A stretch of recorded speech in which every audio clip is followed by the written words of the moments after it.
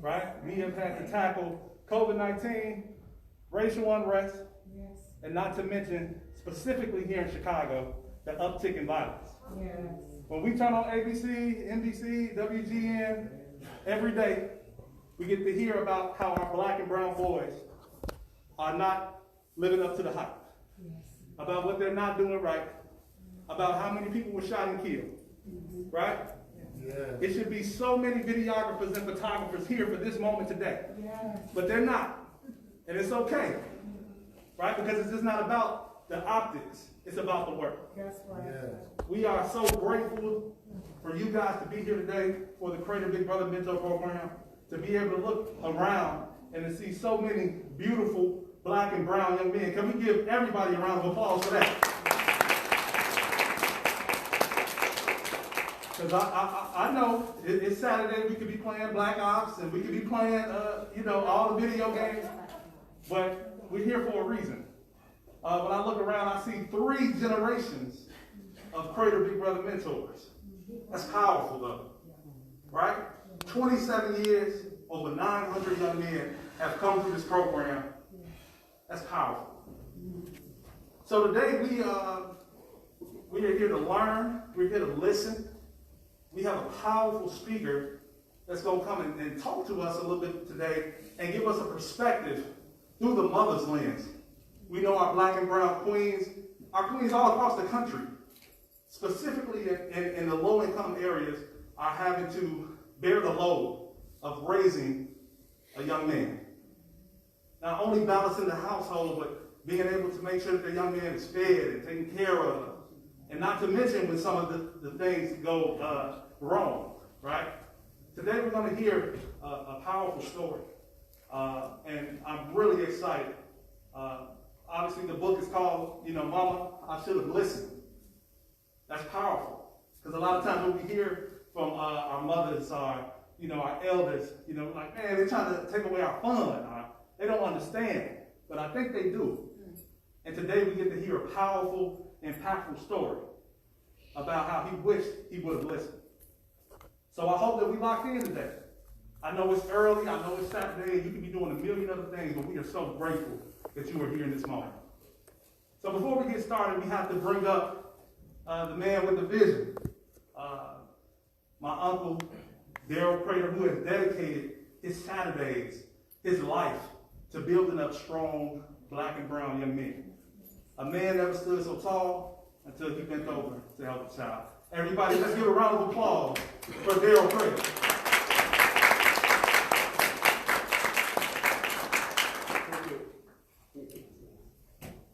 Thank you, I appreciate it. Well, we're here today for this special occasion for the young people and their parents. I just want to go over a couple things and then I'm going to get out of the way. We have various ways that we do fundraising in the mentor program. That's why we're able to take the kids to Disney World and to Washington, D.C. and to Wisconsin Dells and stuff. But this is one everybody can participate in. We have a shoe drive. It says Creative's Big Brother Mentor Program 2021 Shoe Drive. Help us raise funds by donating new and gently used shoes. And all you have to do is get your gently used shoes or your new shoes, and they go to countries like Haiti and things of that nature, and they give a donation to our organization. So we're not asking you for money, not yet. We're asking for shoes. So you can go to, you can call this number. We have flyers on the table, so as you leave, get the flyers. It's got the information on it. Our number is 888-201-3935, or you can go to Creative's website, Creative's Big Brother Mentor, creativepbmentors.org, and call us. Get together, get the shoes together from your friends and your neighbors, even your enemies. We'll take those too. And you get 25 pair or more, we'll come by and pick them up. Is that all right? That's a free fundraiser. Can I get y'all that's going to help? Raise your hand. If you're going to turn in shoes, raise your hand. Half will, half won't. I don't know what y'all, some of you say nothing. So anyway, this is a free fundraiser and it helped us. I did this about 3 years ago, and we got like 6,000 pair of shoes. So it helps. And the other thing, for Father's Day, we're having a Black Boy Joy Chess Boot Camp. So I'm going to be working with a few other ministries. And what we want to do we want to teach our boys how to play chess. So if you're here, I see Alexander, that guy used to talk about that chess. Okay, put him on the spot. But anyway, if you're here and you know how to play chess, volunteer to help us teach our young men how to play chess. If the young men are here don't know how to play chess, come on Saturdays and we'll teach you how to play chess. And then for Father's Day, we're going to have father, son, big brother, mentor, and mentee. We're going to have chess. And hopefully, if Pastor White allows us, we can do it here, maybe outside, and have some ribs or something like that. You know, y'all like to eat. You know, and we're gonna have a chess tournament, and we'll have prizes and things like that. So you can sign up at the table when you come in if you want to participate in the chess tournament. Is that all right? See, we are doing positive things. And we have the masks. We're running a special today. The masks are only $8. And we have some with filters for $10 if you would like to buy a mask. And we have shirts out on the table like Black Lives Matter. And you notice it says I Matter Too. And on the back is our logos. So you can purchase those things at the table outside. All right, I'm going to get out of the way and bring our speaker up. Tasha Mills, she wrote this book. I'm going to let her tell you about the book and stuff and the experience with her son. But she's also a talent agent, and she's a motivated speaker. And she's looking for talent today. And they're going to be, Shorty got something for me.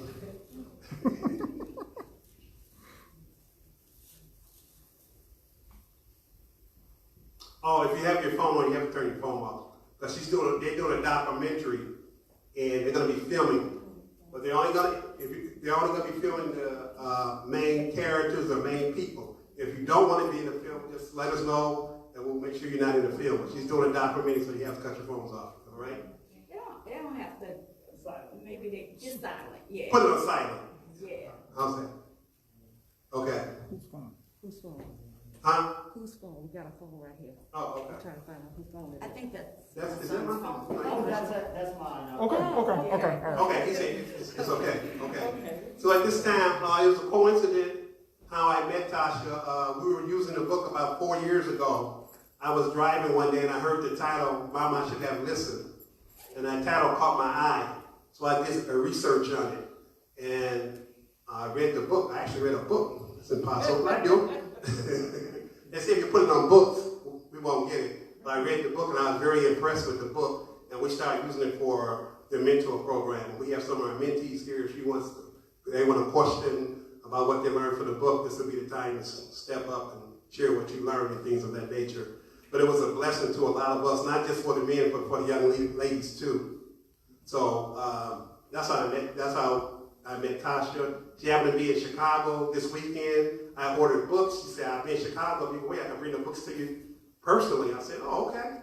So that's why we're here today. So I don't want to delay anymore. I want to bring Tasha Smith Mills up at this time. Let's give her a hand as she comes. This is her husband, Mr. Mills. Look out for him. And I also want to thank Pastor White for his hospitality and for hosting this. I want to thank Pastor White. Give him a hand. So at this time, here's Tasha. Thank you so much, Brother Creighton. How you doing today? That's good. I mean, how are you really doing today? Thank you so much for welcoming me here to Chicago. I have family here, but I've never been here. My sister and my dad lived here after Hurricane Katrina, and I've been dying to come here, so now is my chance. I guess God sent me here when he wanted me to be here. But I'm here to talk to you today about a little of what I do and how I've come to do this. And one of the things that I do is I go around the country and I speak to our youth. Mostly African American and Latino youth, but now I'm starting to speak more to the white population because their kids are getting in trouble too. You see, sometimes God has to put you in a population of people who you criticize just to make an example out of you. But my son, Blake, I came to do this work. Let me go back. My profession, I'm a paralegal at a law firm, but I also own a talent agent. a talent agency in New Orleans, Louisiana. So if you've seen the movie Straight Outta Compton, and we're in Chi-Town, so one of my clients, Jason Mitchell, who played on the Chi, and who was also in Straight Outta Compton, is one of my famous stories. I developed his career. He had gotten into some trouble a while back, and he wanted acting to fuel him. And so that's what it did. So he came to my agency, and we were able to put him on the map. But my kids were in the industry, and that's one of the reasons why I opened up my agency, The Talent Connection. My oldest son, Blake, did film and TV. Right before he went to prison, he had just finished shooting a commercial with Michael Jordan, and was really rebellious, didn't want to listen, just wanted to go out and do exactly what he wanted to do. Had some juvenile trouble, came home and said, Mom, I'm going to Texas to live with my father, a father he barely even knew. A father who wasn't in his life, wanted to be in his life when he wanted to be in his life, and I didn't matter. Until, guess what? He went to prison for robbery. 17 years old, my son got 40 years in prison. A man who didn't look like him, in a black robe, didn't understand that he was from the city of New Orleans. Katrina had just happened. Decided, I'm going to make an example out of him, and took his life. That was 13 years ago. My son is now 30 years old. And so God put me on a mission to help kids who are facing not only similar circumstances, but help them before they get there. Because it's so easy for us to get where we don't want to be. We look at videos. My son was a rapper. He had did a music video with Lil Wayne. Lil Wayne's first video called Everything, about his dad. My son played Lil Wayne in that video. He decided, oh, I'm going to imitate the video. See, when you see all the money going up in the air and you see them smoking marijuana and doing drugs, that's fake. That's a reincarnation of what they want people to think that they actually do. But they're not actually doing any of those things. That's just for production. Like we're here today and I have someone filming. This is production. That doesn't happen in real life. Well, it does happen, but it wasn't happening then. But my son thought, okay, if I take this microwave life and go rob people, these things are going to happen for me. So 40 years was a little bit much for him, but he should have been sentenced to some time because he wanted a microwave life. He wanted a life. He wanted to create a life so fast. And see, sometimes we think that when we want that fast life, we're going to get what we need fast. But it's a wicked life. See, the life, when you get it slow, when you get it the way you're supposed to live, is God saying, okay, I'm going to strategize for you. I'm going to help you get it the way that I want you to get it. I never wanted to be famous. I wanted to be effective. But now I'm speaking all around the country. I've been on a Breakfast Club. I've been on CNN. I've been on different radio stations and TV. I even did a commercial myself, y'all, a Toyota commercial. But I always wanted to be effective. So God had to give it to me this way. He had to allow my rebellious son to go to prison for me to come out and talk to you all, so you won't make the same mistake that he once made. He didn't live in that environment. He did dance, he did rap, he played football, he played basketball, he had mentors, but he wanted to live a life that he wanted to live. He wanted a fast life, and that fast life got him 40 years in prison. 40 years. I may not even be living in 40 years. Is that a life you want? No. Is that a life you often see? Yeah. Come here.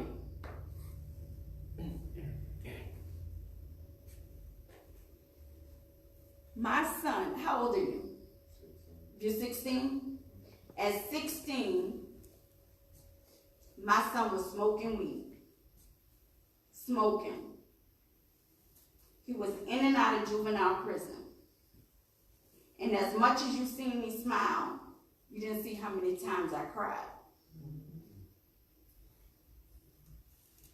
My son didn't realize all the things that he was doing to me. He didn't realize that when he was doing the things that he was doing, it wouldn't just affect me, but it would affect a whole generation. It would affect his family. It would affect his mom. It would affect his brothers. Because sometimes I have to think about if I'm going to eat or if I'm going to put money on his commissary. Because see, he lives in a room that is as big as this table. Well, I'm exaggerating a little bit. It's 6 by 9. And he's living in there with someone else. So when he used the bathroom, that person smells it. If I don't put money on his books, he's taking somebody else's stuff. So it just doesn't affect him, it affects his whole family. Because I have to decide whether I'm going to put gas in my car and go to work. Or either send him money so he don't have to steal somebody else's noodles. Right? And he's a little bit taller than you, so he could kind of hold his own a little bit. You know what I mean? And it's been 13 years because he's 30 now. But just think about you going into a prison where people are raising you. Is that a life that you will want to live? No. So I see that you have the Create a Big Brother mentoring shirt on. Are you a part of this organization? Have you read our book? You haven't read our book yet? Okay, you're going to read it. I'm going to make sure that you read it. Because in the book we talk about how it affected me, his family. But we also, moms, we talk about the mistakes that I made. See, we don't understand that I had my son at 17 years old. And I didn't understand when I was making that decision at 17 to date a drug dealer and get pregnant by him and live in that environment. I didn't understand that my child wasn't resilient. We think children are resilient, but they're not. They soak everything in like a sponge, right? And then it comes back later. We have to deal with those effects of what we caused later. And so now I'm dealing with the effects of this 40-year sentence, something that I caused. And when you look at it in hindsight, oh, it's not my problem, but it really is my problem. It is my problem. I lead a group of women. Thank you so much. You can have a seat. I lead a group of women, 25 women in my Unheard Voices group. And in this group, I have white, Black, Latino, Jewish. One of my mother's sons just got killed at 23 years old in a Macon State prison. And she has to deal with that. She's not poor. She's a nurse practitioner. But she brought him into a neighborhood that he wasn't accustomed to. And they told him that he didn't belong. Where he went and found a community that he did belong in. So in other words, he changed the environment his mom was trying to put him in. Committed a robbery, got 20 years in prison, but became the salutatorian in prison. They cut his time, and a month before, Carrington was killed by his cellmate. Killed by his cellmate. Black boy. Nobody cares. The only thing his mother received from the funeral home was a necklace with blood in it. Because the prison doesn't care. Oh, we're supposed to be conditioned to believe that whatever happens to our kids is supposed to happen to them. NAACP didn't come out. Congressional Black Caucus didn't come out. But I identified, so I went out. And we're going to make noise for that family in Georgia in a couple of weeks. Then I have a mother who's an illegal immigrant. Generational dysfunction. Mother was in a Mexican cartel. Came to the United States. Had 3 kids. Got caught. Did 5 years in prison. Deported back to Mexico. Swam back to the United States. Daughter in prison. The daughter has a baby in prison. Her other 2 sons go to prison. She can't see her kids because guess what? She's a felon and she's not supposed to be here. So everything she did, moms, back then, it affected her generation. And we don't think about how it's affecting our kids. Everything that our kids doing, I hate to say it, it's a product of what we have done. It falls, those sins fall. And God talks about that in the Bible. We don't want to realize it, but it is. We want to put it all on the dads. Oh yeah, I was quick to do that. Oh, he was a drug dealer. He came from a bad family. All that. But I didn't have to get involved with them. I created that life. And now that I've created that life for myself, I've created that life for my son.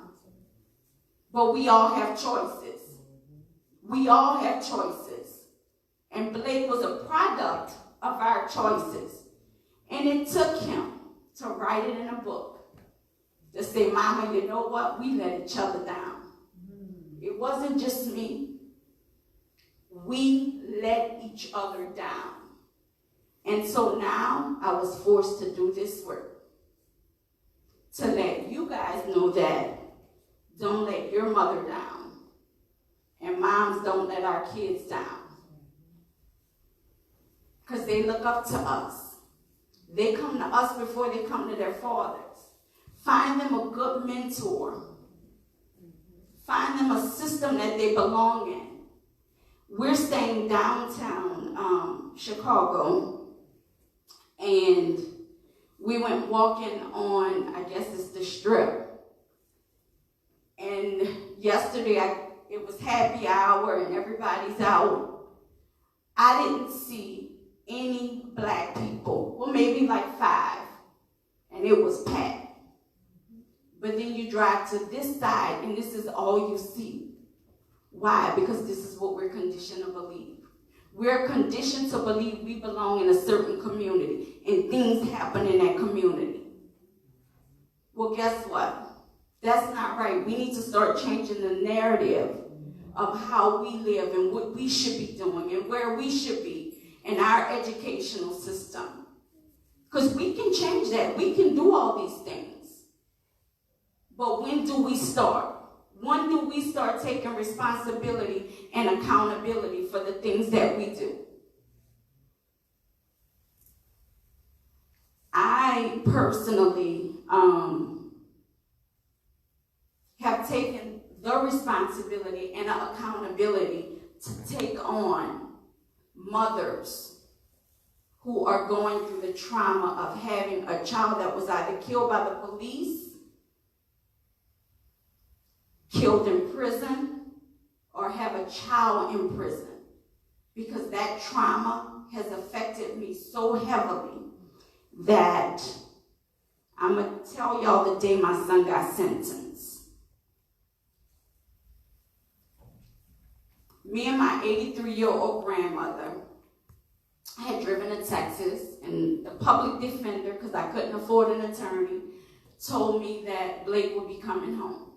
He would only get probation. So I was prepared for that. And A white guy right before my son had 3 convictions of aggravated robbery. They let him go. They put me on a stand, and I started saying, Blake gonna have a job when he come home. This is what he did. We're very sorry. He's taking responsibility. The judge hit the gravel and said, I hereby sentence you to 40 years in prison doing hard labor. I collapsed.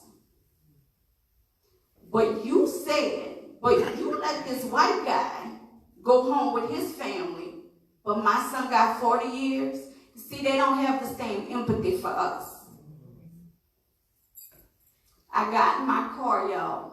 Me and my 93-year-old, no, she was 86 at the time. She's 93 now. We got in the car and we drove back to New Orleans. And I got home and I took, just would go away. It never went away. But what it did was it fueled my purpose. Because see, doing something bad is not going to rectify the sin. What it's going to do is hurt the people that you love even more. But through that, God had to give me a purpose and a vision. And that purpose and a vision is why I'm here today. The purpose and a vision is to help some of you all not make the same mistakes. Not just our kids, but our mothers and our fathers as well. Our fathers need to step up, especially in the Black community. Our mothers need to set their standards and have the men come up to those standards and not lower them, because then they don't have much to do. We need to help our kids get better education. And we need to just not listen to them. We need to hear them.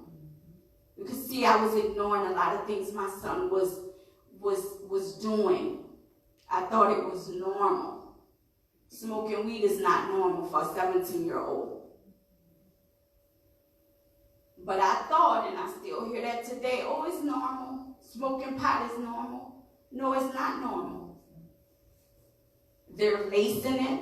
They're buying pills off the street. They don't know what they're getting into. And then what they do is they go and they start robbing people. I asked my son, I said, this was 2 weeks ago. I said, Blake, what made you do the things that you live in Texas and haven't seen them? But we have to drive, 17 hours to see them? Because flights are expensive in those little small cities where they put prisons. So again, we have to decide if we're going to eat or we're going to see our kid. But those other 3 people he was with, guess what? They're living their life. But his little brother is in jail because he was a part of that generational dysfunction. He's in jail in New Orleans for attempted murder because he was a part of that generational dysfunction. But we don't have to. We could break those curses. And as I spoke earlier, I speak in a lot of prisons, and one of the guys, he said, Ms. Mills, I didn't believe in God until I read your book. He said, you spoke on generational curse. He said, and you know what? I never even knew my father, but I was a part of him. And he said, my dad went to prison when I was 1. I went to prison when my daughter was 1, and my daughter just paroled out of prison. So what does that really, really tell you?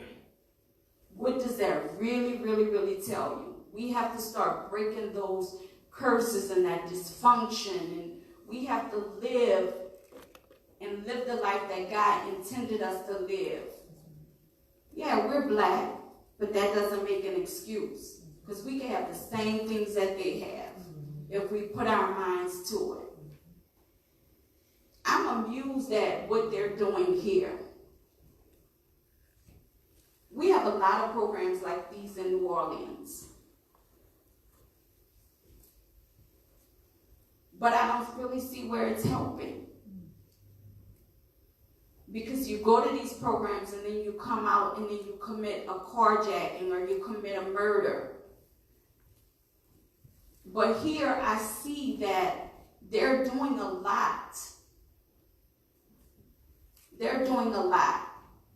He transpired to get me here, and I'm glad I'm here. I'm glad I'm here. What do you want to be when you grow up?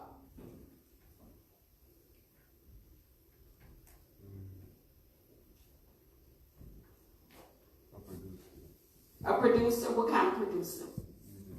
You know how to rap? You know how to rap good? Do you really? Okay, I want to see you rap. I want to see you rap. Come on. Come on, man. Come on, get up. Show us what you got. You can do it. Yeah.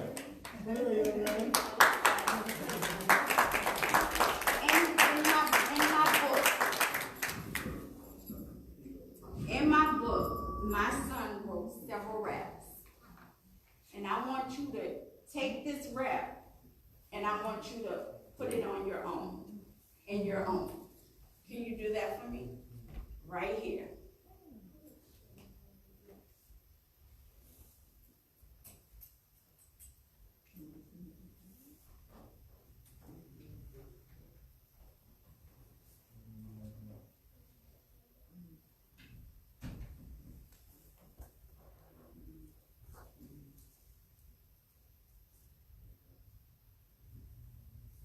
You think you could do it?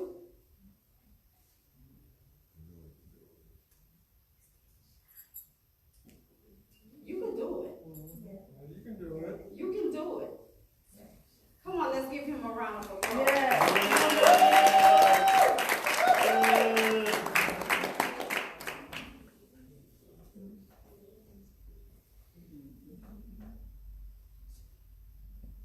You ready?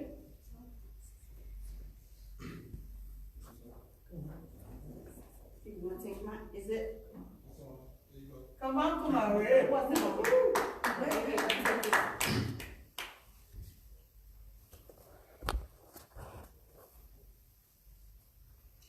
When the gates close and the doors lock, life is hotter than something, you just a number. On by the state, threes hots in the cot. And this world is mad dirty like old kitchen mops.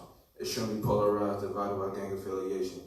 Where inmates get high from mental illness medication. A lot of men can't take it, don't know what to do. I seen a man hang himself just to dilute soon. We're aware about the majority and the white's the minority. Correction officers like abuse to authority. Brutal killers with knives, but not the ones in your kitchen. I'm talking about the ones with pieces of iron fences. See your mom could be warning at any given morning. After I'm sorry for your loss, phone call from the warden. Where weak-minded men get raped and extorted, so if you're not strong, you can end up like Tracy Morgan. A world where inmates do laundry in their toilet, lay wool blankets on the floor and pretend that it's carpet.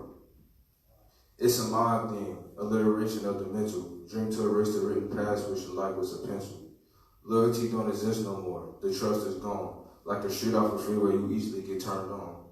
Your life is out of shape, living in the worst form. So many blacks in this can like cream corn. Needing someone to lean on, visits are like Christmas. Letters telling you how they miss us and will never forget us. That they truly forgive us for leaving them like that. No matter what, they are waiting for us to come back. In this world, these words are like a kiss. From my grandmother who died in December 2006, who gave me that healthy love although she was sick. There are all small things that matter in the world I'm living in. That's good.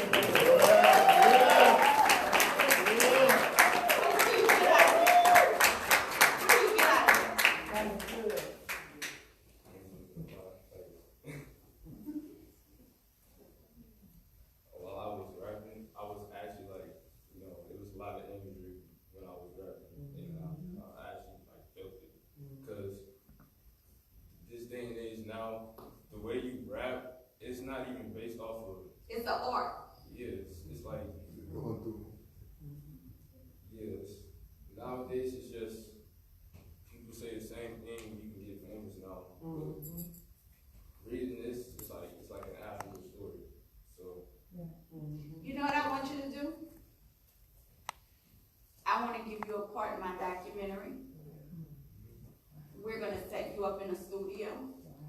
I want you to read these raps. You want to do that? Because I want the world to be able to see your art. Yeah. Because see, right now, we're not imitating art. This is imitating real life. Yes. What you see in videos, that's art. Because I'm a part of art. But this here is real life. Yes. And this is what my family is living. And you don't understand. Because you're not living this, but there's 2.3 million people that are. That's mothers who live in this real life. And they don't even understand it. 2.3 million people in this country are in prison. And you have over 7.3 million people who are experiencing it because they're on probation and parole. And they look just like us. Just like us. Yes. And you know what was hard for me? I want you to read one more rap.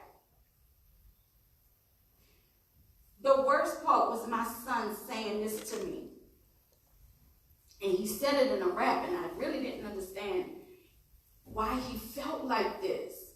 But see, I have 3 other kids, and he don't share their last name. And we don't understand sometimes when you have a kid that's living in a different household. See, that step parent don't always treat that kid right. That's right. And the mom kind of looks over it to stay with that man. And that's what was happening with me. And I didn't understand until he told me. Again, when they're kids, they suck it up like a sponge because they're protecting that relationship. They're protecting their mother. But it's time we start to speak on these things. It took a lot for me to come out with this book and my story. Because remember, I was a talent agent.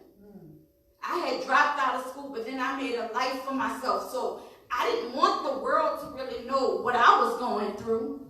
I didn't want them white folks on my job to know I had a son in prison or I was a high school dropout and I was faking a funk, but I was. But when I came out with this story, I allowed other mothers to come out with theirs. And then the healing started to begin. And that's what it's about. It's about the healing. See, in the black community, we sweep it under the rug.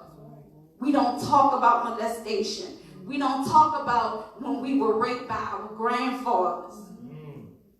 All we have is go to church, hallelujah, and come out and the pain is still there. It's time for us to start living in our truth. Because living in our truth help other people live in theirs. But this rap, we were doing a film and Kimberly Elise was going to actually play me. And then the funding fell. But when I asked my son how he felt, he said, I want you to end with this rap that I wrote. And it's on the last page. I want you to read that because you did such a good job. Yes, we did. So we have to put you in the studio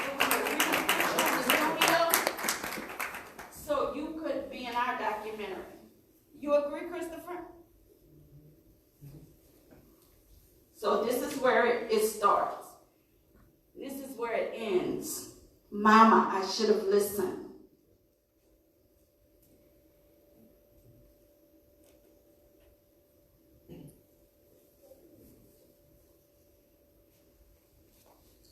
Living in a world colder than North Boston, mama eyes see more water than sink faucets.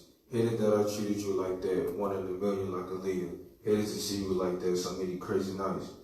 On the thirst life, just wanted to be the next to the father I just looked like. So asking why he don't love me, I am his firstborn.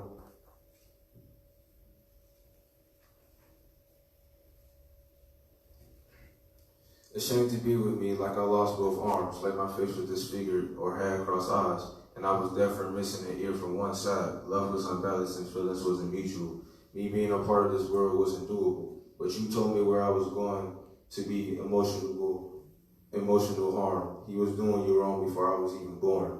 And me being a kid, I didn't realize that the dynamics. Didn't understand you were trying to keep me away from the damage. I felt since you hated him, you wanted me to hate him too. And since you started to keep me away from someone I love, I started disliking you. And I really felt like this is some stupid. You hate my dad, but not your ex-husband's abusiveness. So it was very hard to listen to wisdom I wasn't wise at that age. That was like telling a blind man to look both ways. So I had to be under the same roof. I didn't feel comfortable there. So everywhere I went, I was trying to get comfortable there. Running away from home, little crazy me, did not have anywhere to go but the streets. And that was a whole other lifestyle at its best. The streets will make you think they love you but can really care less. And under my circumstances, I was the easiest victim. The DA was like, it's going to be easy to convict him. And now I feel stupid because I've had several warnings. Now I am waking up to prison trays every morning. No sympathy for a dysfunctional family. 17-year-old mother and an absent daddy. Abusive stepfather who I disliked to the core, and he knew it, so he messed over me even more. Wait, in everyone's eyes, I was the bad news, not considering that I was emotionally confused. But none of that mattered. That still doesn't justify why me and my crew were robbing and hurting lives. As a teenager, I should have been in school. Instead, I was breaking the law like a damn fool. I've changed now, but like a 40-year sentence. And I admit, Mama, I should have listened.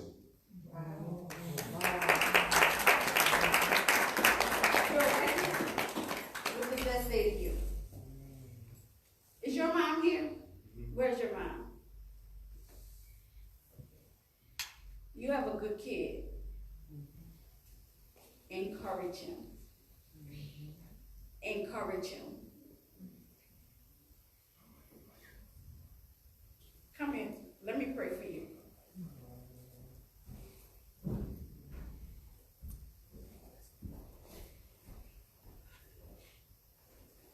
God, please touch this lady and her son. I don't know either one of them, but I know what you were sent for me to do. If it was just to touch this life, I know that their lives have been touched. And today is a new beginning, Lord. I ask you just to keep your hands on this family.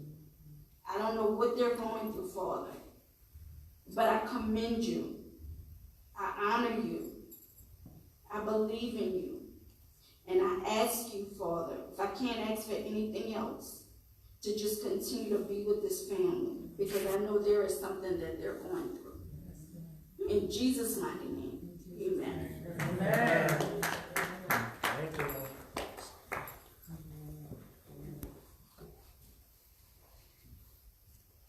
You have a good kid.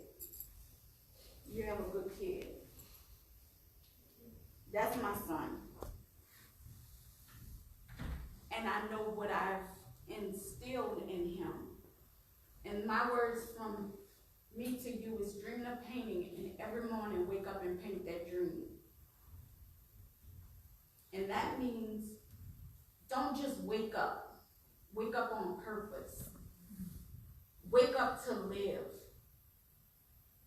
Wake up to do something meaningful and purposeful with your life.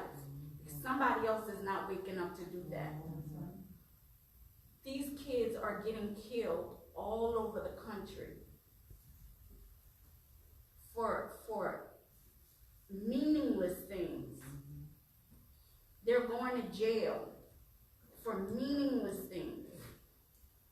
I'm up here smiling with y'all and praying with y'all, but I might be in my bathroom in the next hour crying. My kids and my husband don't even get to see that. They don't get to see that. I miss my son. I idolized him, but I should have been idolizing God. Put God first in everything that you do. And be here for your mom. Don't disappoint her. Because see, now my son tells me, Mom, if I just would have listened. He didn't understand it. See, my grandmother used to say all the time, I hope you don't pay dearly for your mistakes. He's paying dearly. Last week he broke down crying. I was like, Blake is going through something. He said, I'm just tired of being in here. I'm tired of being in here. How you gonna get sick and tired of doing of being there when you weren't sick and tired of being in those streets. See, we don't think about that now, because while we're doing it, it's okay. But people are getting tired. They're getting tired. And so do what's right. It's so easy to do what's wrong. It's easy to do what's wrong in the moment. In this very moment, it's so easy. When you don't think about what's going to happen in your future. Everything that you're doing now affects what's going to happen tomorrow. And the next day, and the next day, and the next day. I told you I was a 17-year-old mom. When I was out there having sex, doing what I was doing with my drug dealer boyfriend, I didn't realize that was going to affect my son. But it did. Because his generational dysfunction, I was married to him, I was married to his dad, I was married to his dad, because they all were caught up in the system. And I didn't even realize it. Whatever curses that you have in your family now, break it. It stops here. Go to school. Do what God intended for you to do. And your biggest gift back to God is doing what He wants you to do. Thank you, Mom.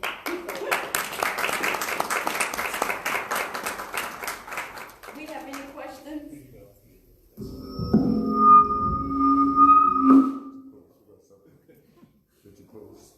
You can have a seat. We have any questions? I got one. How are you being funded with what you do? By myself, my husband, and you know, it's funny, during the pandemic, I got this vision, and my son was in his room because he lives in New York. He's a fashion photographer and a filmmaker, and I was like, oh, Chris, I got this vision that God is saying, put the pain of the mother's back on my back.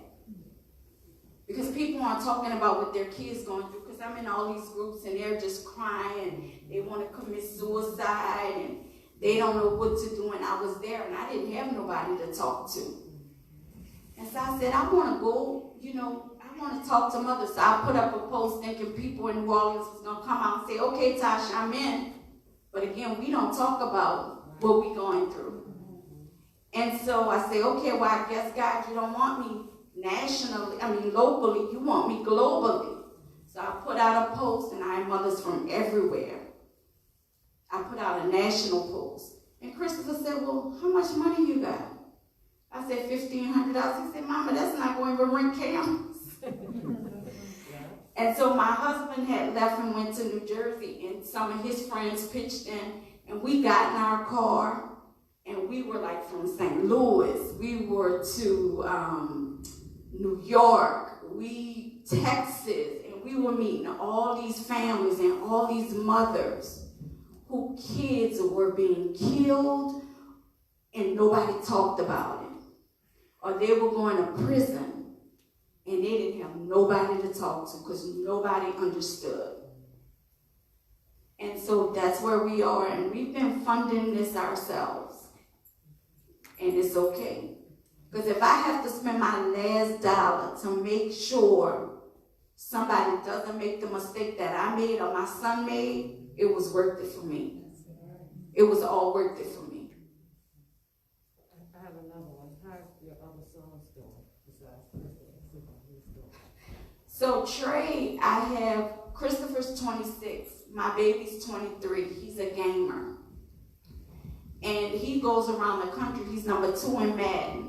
And he goes around the country playing video games. And then I have a 27-year-old, he's a graphic designer. And then my 30-year-old son, Blake, is in prison. But we pulled together. We pulled together as a family unit to make sure that Blake has everything he needs. And 2 weeks ago, he said to me, I'm here because I'm supposed to be here. He said, Mom, I did some wrong things. I'm here because I'm supposed to be here. He said, but 40 years is such a long time. But you know what? I'm listening to you today. I didn't listen to you 13 years ago, but I'm listening to you today. And so that's where he is. He's writing a book right now. So, yeah. Any more questions?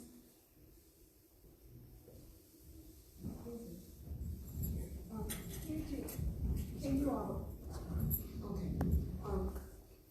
have you all exercised appeals or because We have had appeals. You gotta understand, we don't have $100,000 to pay a lawyer, and that's what they want. And you in Texas, their judges don't look like us. And even the ones that do, they oppress us because they don't stand up. For our documentary, we had an attorney, a black attorney. He was all in, running for judge, all in to talk on our documentary. But I asked him one of the toughest questions I've ever asked anybody, and that was, why do you guys sentence us more harshly than you sentence these white people? I can't do it. He couldn't be in our documentary because he didn't want to answer those questions. People don't realize that when a judge is sentencing you, he's sentencing you on his own temperament, how he feels that day. So if he wake up and he had a bad night with his wife, tomorrow morning I feel sorry for you. That's so true. That's right.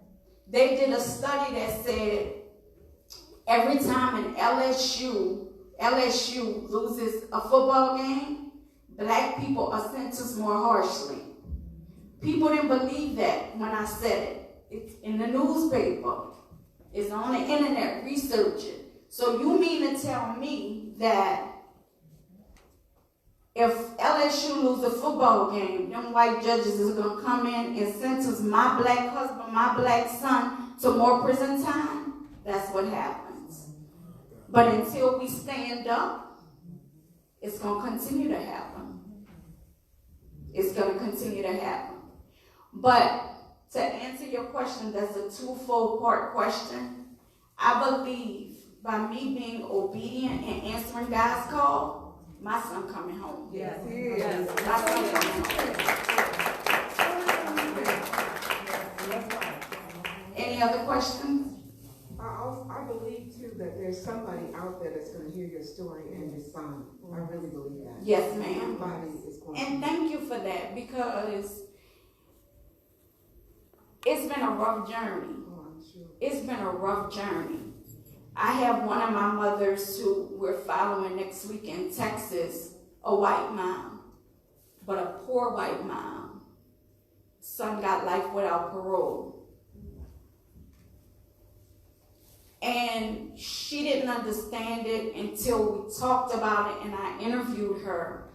But her son, she had her son very young and she was on drugs. And the aunt, her sister, took her son. She got her son back at 16. He committed a murder. And she relapsed. So next week we're following her to see her son, and we're following her into rehab. She said, I can't do this on my own anymore. People need to see those real stories. And nobody want to talk about it. No one wants to talk about the bad. That's why all this social media, you see the good things people do. That's all you do is see the good things. Yeah. They don't ever talk about the bad things. They don't talk about, today my son went robbed a bank and because of it, this is what happened. I talk about it, but all you see is the new cars that I'm riding in or the big house. What sense does that make when you're not even happy? Social media is a big facade. 25 years ago we didn't have social media and people were doing everything that they were supposed to do and it was effective. Now people are doing it to become famous and it's sad. It's so sad. Exactly. Anybody else have questions or comments?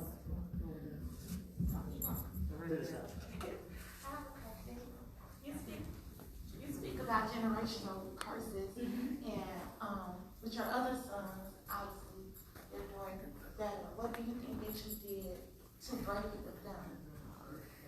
They had a different dad. So, And even though they were all in the same household,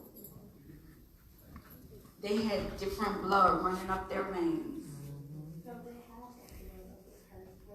Sometimes it's just on them. But we have to, like the guy asked me in prison, he said, Ms. Mills, what do I do to break that curse? I said, you just did, you made yourself aware. And when you're aware of something, you don't do it.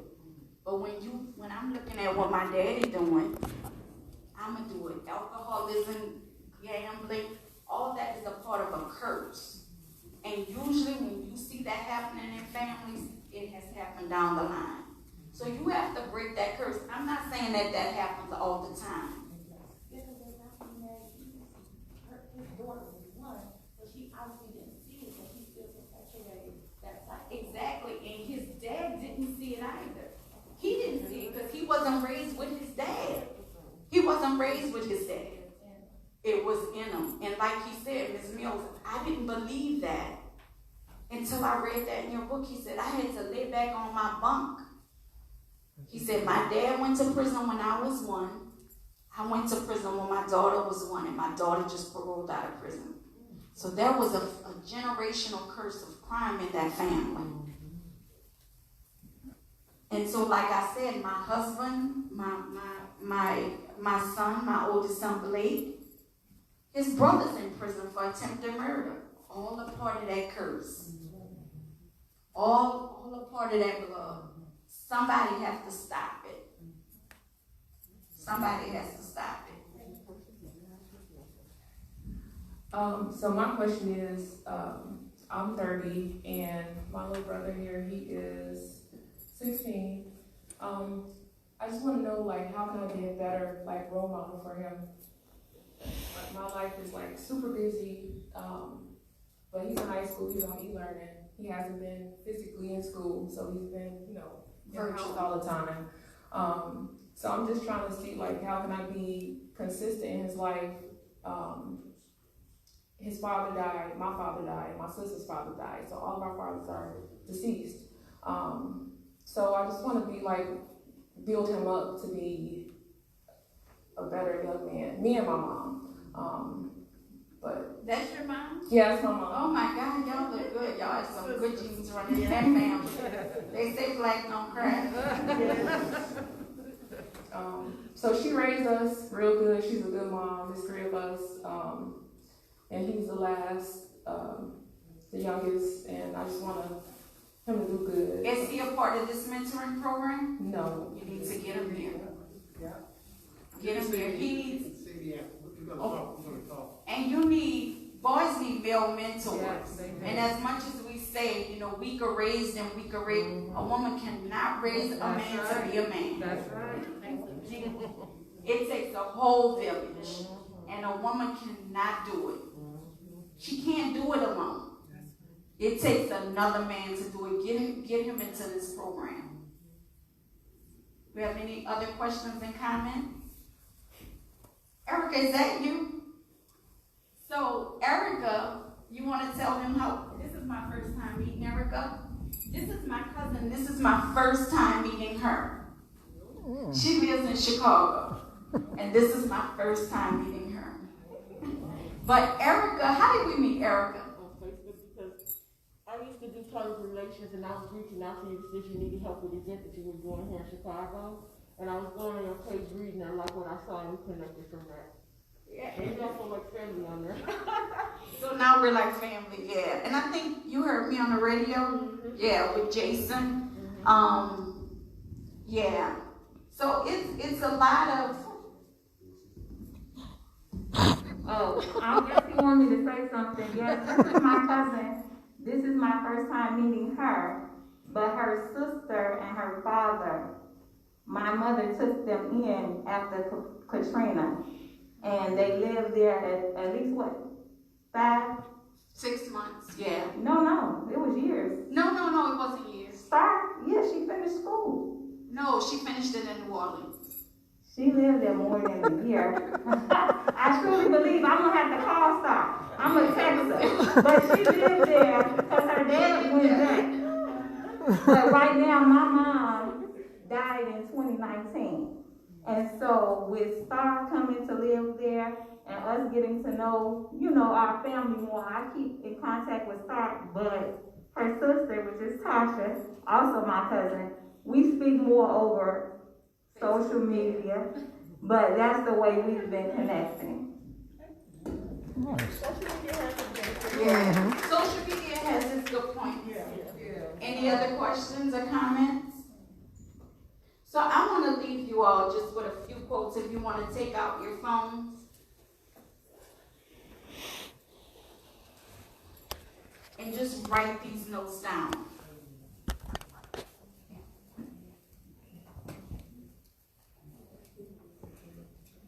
The first one is, you can be the flat dough that rolls through God's power, but you have to put in the work to do it. Your two stalkers need to be purpose and position.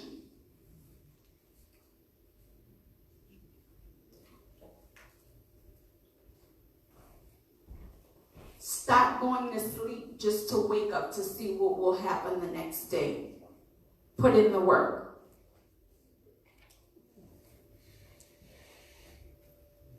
You can be paralyzed in pain, but not be in a wheelchair. Speak to the parts of your life that don't exist.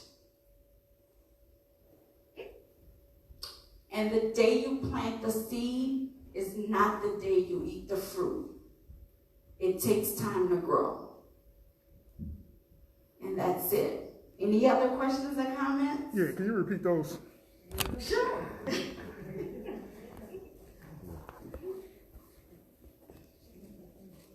You can be the flat dough that rises through God's power. You need two stalkers, purpose and position. Stop going to sleep just to wake up to see what will happen. Wake up with purpose. I always tell my kids, dream the painting and wake up and paint the dream. That's plastered all around my house. And that means anything that you think about, it will come to life if you wake up and you want it to. You paint it, and you paint it until that canvas is finished. I forgot one. The same power you give someone to build you up is the same power you give them to break you back down. Repeat that. The same power you give someone to build you up is the same power you give them to break you back down. It may be your season, but it may not be your turn.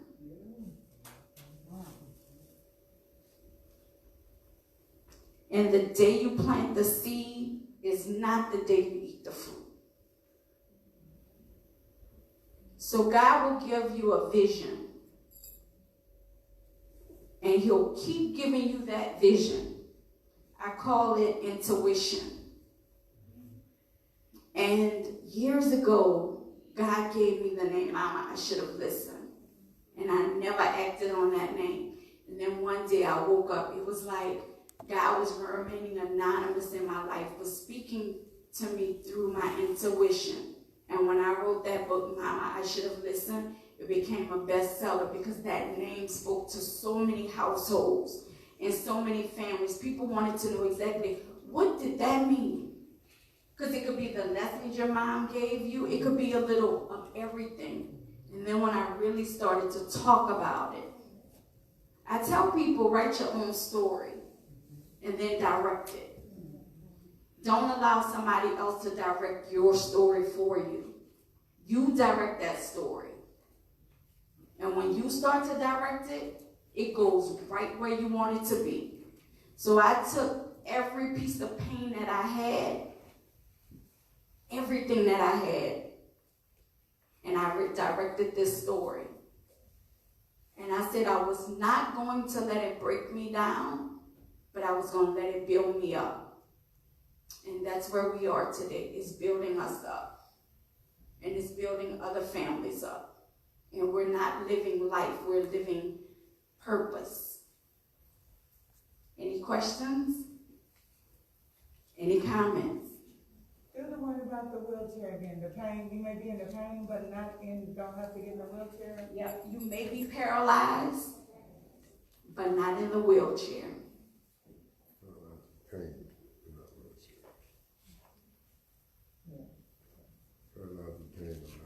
Yeah, you may be paralyzed with pain, but not in a wheelchair. And that basically means when I was going through everything that I was going through, I was paralyzed, but I was paralyzed in my mind.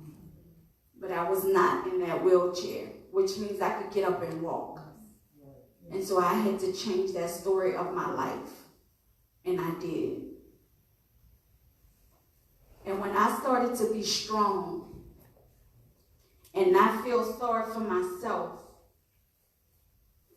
I started to see the difference in my son. Because my son will tell you, my son will call and say, can you cash app me money? Well, how am I cash apping your money?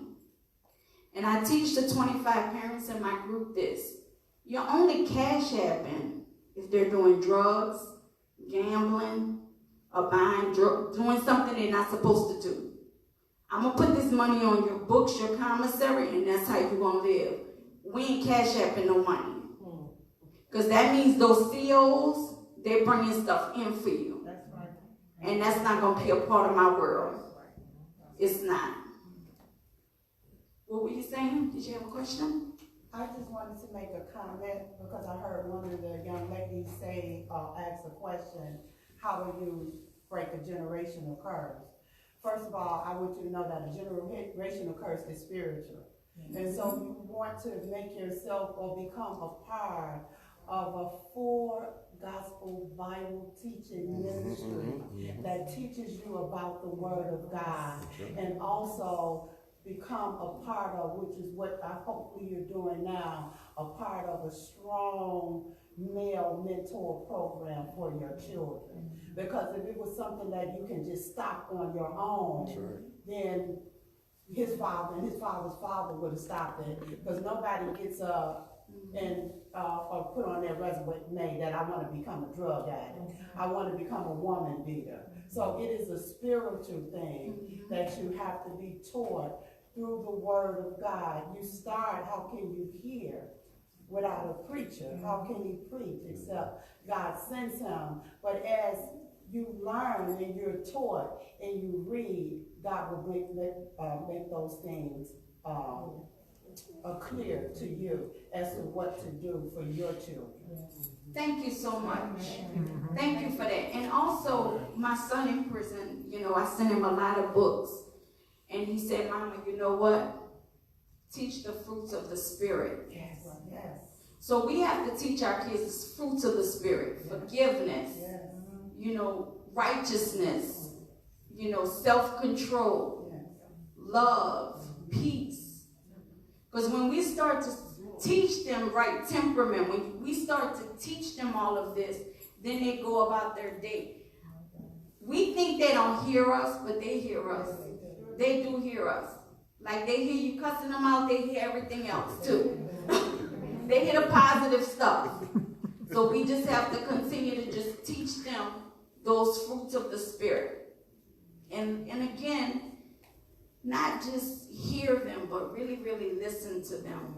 Because they tell you, as they're growing up, they're telling you, because they've soaked it all in. And then it comes out later.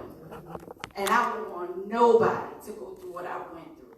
Nobody. Because it doesn't feel good. It hurts.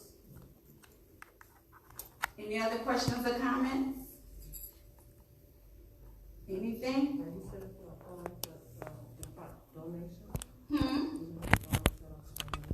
Yeah, I mean, we could donate anybody can donate anything. We haven't really, my son keeps saying, oh, we need to set up a GoFundMe, Mama. We really do. And then he told me, because my son is very spiritual, he said, the pride comes before the fall.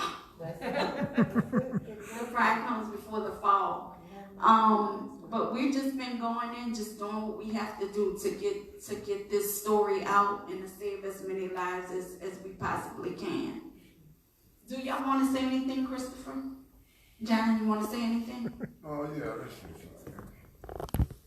I want to say thanks again for welcoming us, and most important, I want the young men to know that it's funny because before I met my wife, that's how I know God is real, because I was doing a lot of mentoring youth, traveling with them, taking them back. So that's how I knew, except I'm more brave, I got all these camps and all that.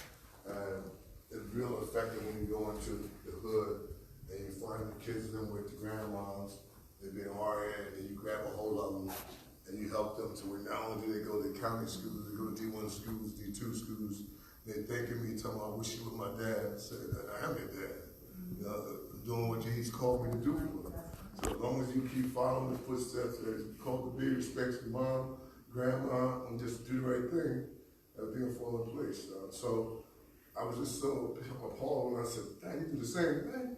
You know, I'm like, that's crazy, you know, it's crazy, but it's God's gift to put us together as well. So I just said thank you again, and continue to believe that without God, with God, all things are possible. Amen. Amen. Anything else? All right, we're done. And I'll be signing books in the front. Okay, I want to say a couple of things.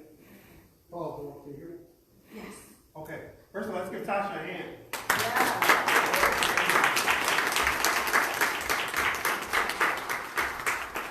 We thank God for Tasha being here. They say God works in mysterious ways, and this is an example of what's happening here today. I want to find out the young man that wrote down everything that Tasha said. If you're here, stand up. I got something for you. If you can repeat what you wrote down, what Tasha said, write down. If you wrote it down, I want you to read it to me. Anybody? I'm talking about the men, young men. Stand up. You got it?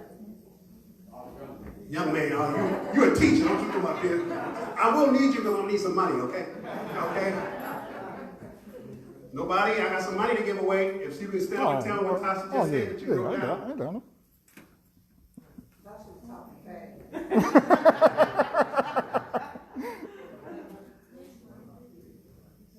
I think he does.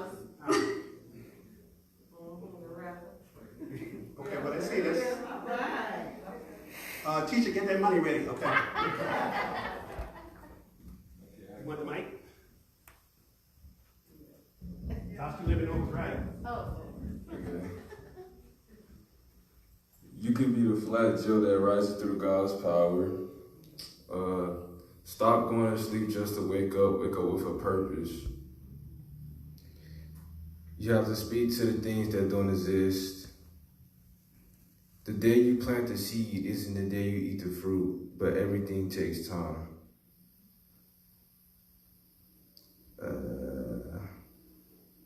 That's all I got. Mm-hmm. Yeah. That's good. What are you doing to position yourself in producing?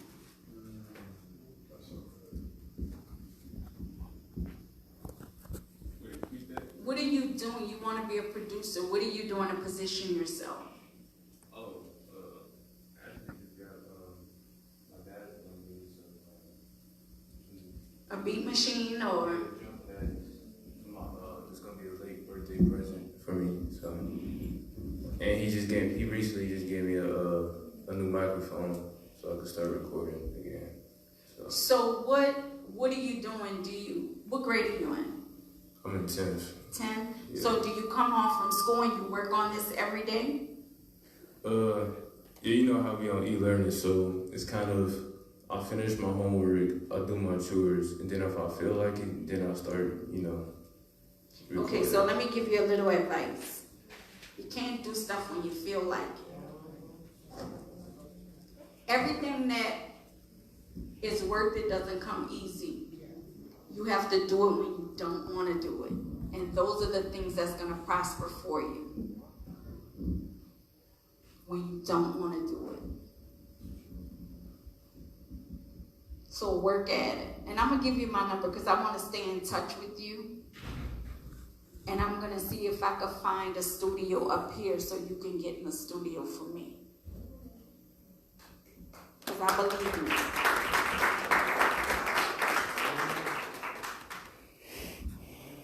You want to say something?